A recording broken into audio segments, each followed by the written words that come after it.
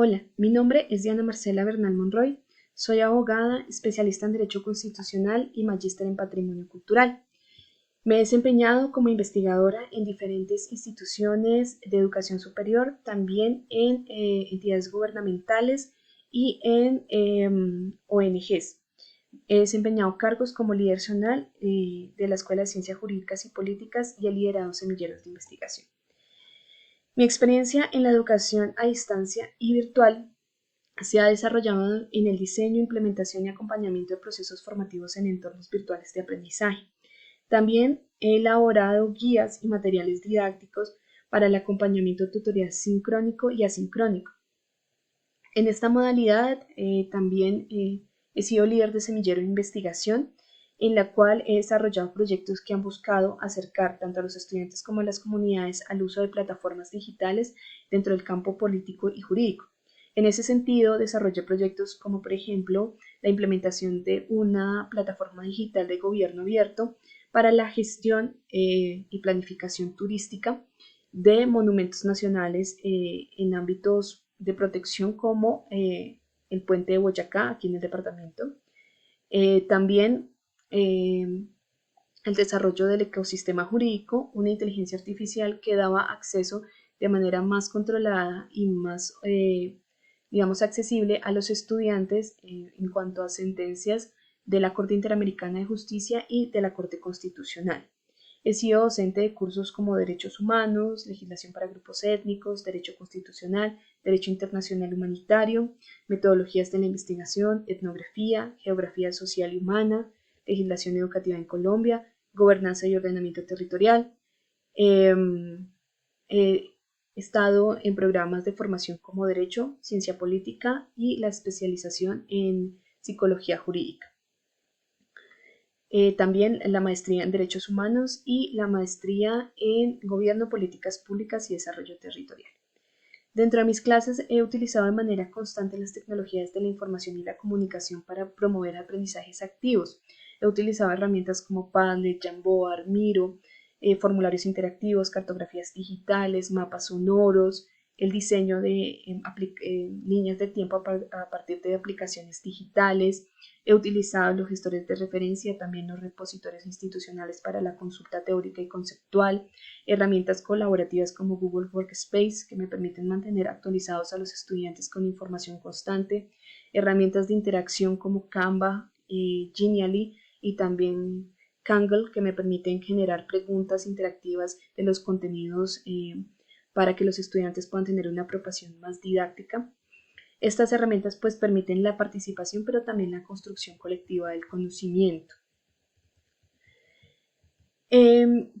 ¿Cómo he aplicado dentro de mi experiencia las estrategias de enseñanza y aprendizaje que están privilegiadas dentro del modelo ESAPista?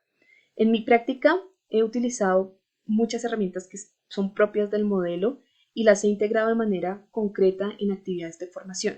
De esta manera, por ejemplo, utilizando el aprendizaje situado, he trabajado con problemáticas reales del territorio, como por ejemplo en temáticas como la gestión de patrimonio cultural o los conflictos frente al uso de los territorios o la participación comunitaria en procesos de planificación, en los que he diseñado actividades donde los estudiantes interpretan documentos normativos y los contrastan con los relatos y prácticas locales de las comunidades, analizando cómo la cultura influye en la gestión pública.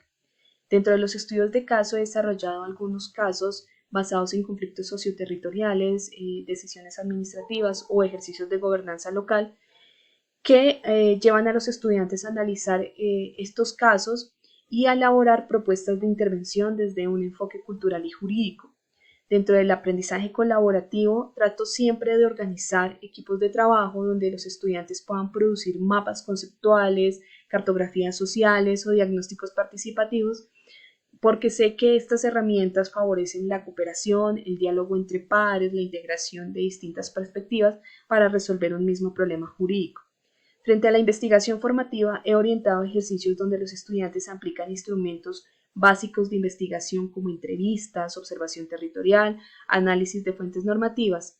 Hace poco en un curso, por ejemplo, guié a los estudiantes para que hicieran la elaboración de una línea de tiempo para comprender la evolución histórica de una política pública local. Esto pues para que pudieran tener toda la trazabilidad de cómo los conflictos económicos, sociales y culturales generan transformaciones también en el ámbito legislativo y público. Dentro de la reflexión crítica promuevo siempre dentro de mis actividades discusiones sobre temáticas como la responsabilidad pública, la diversidad cultural, el reconocimiento del otro y la importancia de las decisiones administrativas, sobre todo cuando se encuentran inmersas en conflictos sociales y culturales para que se respeten desde allí los saberes comunitarios. Suelo trabajar también preguntas orientadoras que invitan a pensar los impactos sociales y culturales en la gestión pública. Estas estrategias me han permitido que los estudiantes desarrollen un pensamiento crítico que vincule la teoría con el territorio y que puedan comprender la relación entre lo público y lo cultural, para que puedan fortalecer las diferentes áreas de trabajo en las que se van a incorporar en su vida profesional. Las técnicas y herramientas que he utilizado en la educación virtual en el desarrollo de mis clases y que utilizaría para las competencias propias del administrador público serían herramientas que potencien la participación activa y el análisis crítico. Así, por ejemplo, utilizaría herramientas como Padlet o Miro en el desarrollo de matrices de conflictos, lluvia de ideas y cartografías colaborativas donde todos los estudiantes participan y construyen de manera conjunta diferentes escenarios de problemas, pero también las alternativas de solución de los mismos. Haría uso de los foros guiados en Moodle para incentivar la discusión, digamos, en los estudios de casos, la lectura crítica y una participación argumentada. Utilizo los formularios interactivos para desarrollar hemerotecas, guías de hemeroteca para activar todo, para llevar la evaluación de todo lo que son los controles de lectura y diagnósticos. Utilizo herramientas como Google Earth y mapas digitales para el análisis territorial y la comprensión espacial de los conflictos. Jamboard lo utilizo, digamos, en tiempo real en las sesiones sincrónicas para diseñar con los estudiantes esquemas de actores o de problemas. También utilizo videos cortos y microcontenidos para explicar conceptos complejos. También uso fragmentos de películas o de obras artísticas para acercar a los estudiantes de manera teórica desde otros ámbitos como el arte. Utilizo plataformas de instituciones gubernamentales como la Justicia Especial para la Paz, que tiene ya algunas herramientas interactivas. Utilizo también las herramientas del Centro de Memoria Histórica, también el informe de la Comisión de la Verdad, para presentar de manera más didáctica temáticas como, por ejemplo, la justicia transicional y el conflicto armado en Colombia. Así, generó de manera articulada que las actividades formativas puedan generar en los estudiantes procesos reales de análisis territorial, donde, por ejemplo, la gestión pública y la toma de decisiones se pueda ver desde unos enfoques más interactivos, conceptuales, pero también desde escenarios donde hay casos que nos permiten llevar, digamos, a la práctica estos conocimientos que estamos viendo en la parte teórica de nuestras sesiones. ¿Cómo desarrollaría la metodología o estrategia de aprendizaje que diseñé en la prueba escrita? Yo diseñé mi prueba escrita desde la asignatura Socialización y Cultura y tomé como estrategia el análisis de caso o el estudio de caso.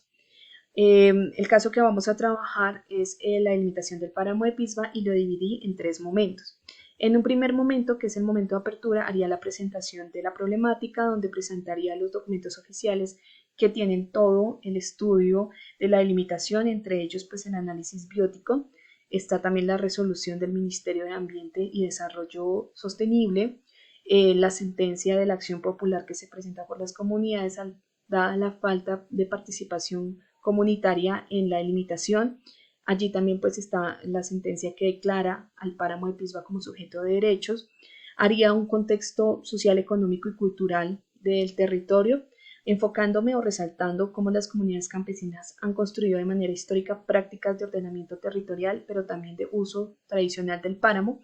Esto porque desarrollé con estas comunidades ejercicios de cartografía social en el año 2023 como investigadora en el Instituto Colombiano de Antropología e Historia ICANN, y con ello pues haría una apertura al conflicto socioterritorial y al problema jurídico administrativo que se encuentra en el territorio. En un segundo momento haría un trabajo guiado para que los estudiantes hicieran una identificación de actores, normativas, valores y tensiones, integrando tanto a las instituciones estatales como a las organizaciones campesinas, a los activistas ambientales, a las juntas de acción comunal y a las autoridades.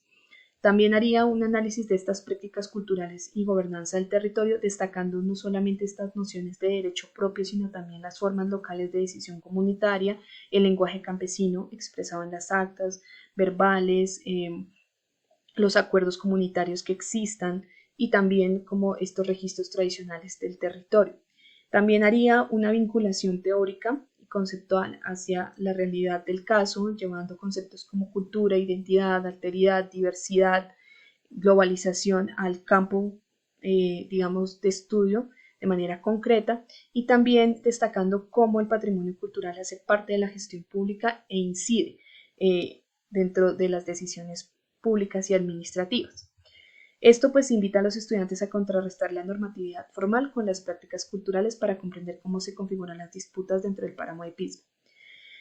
Cerraría con una actividad colaborativa que es el diseño de una matriz de conflictos utilizando POSIT de colores. Utilizaría POSIT rojo y POSIT verde. Los POSIT rojo serían para que los estudiantes pudieran clasificar esas problemáticas desde dimensiones jurídicas, culturales, ambientales y administrativas y priorizarlas.